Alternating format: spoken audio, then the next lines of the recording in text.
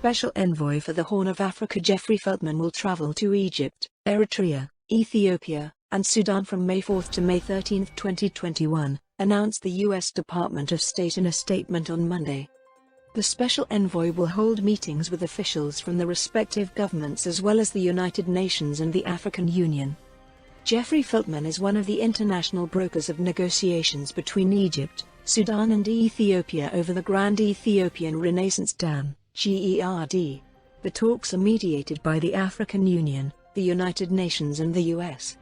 According to the statement, he will also meet with a range of political stakeholders and humanitarian organizations. The Special Envoy's travel underscores the administration's commitment to lead a sustained diplomatic effort to address the interlinked political, security, and humanitarian crises in the Horn of Africa, and he will coordinate U.S. policy across the region to advance that goal, the statement read. It is expected that Feltman will talk with the Egyptian officials on the latest development of the dam, especially amid the diplomatic escalation taken by both Egypt and Sudan recently to practice pressure against Ethiopia in order to reach a legally binding agreement on the mechanism of operating the dam and filling its reservoir.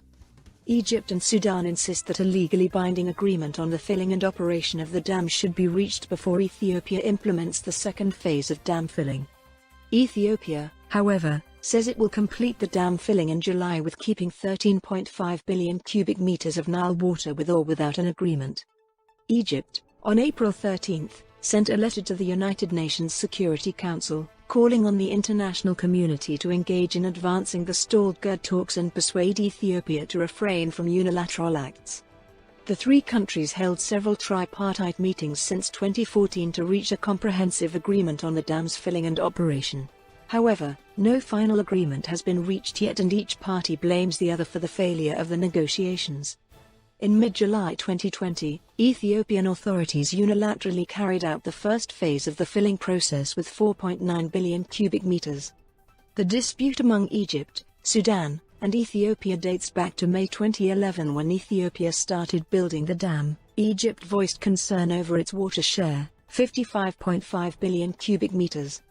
In 2015, the three countries signed the Declaration of Principles, per which the downstream countries should not be negatively affected by the construction of the dam, whose capacity is 74 billion cubic meters and is planned to generate 6,000 megawatts per annum through 16 turbines.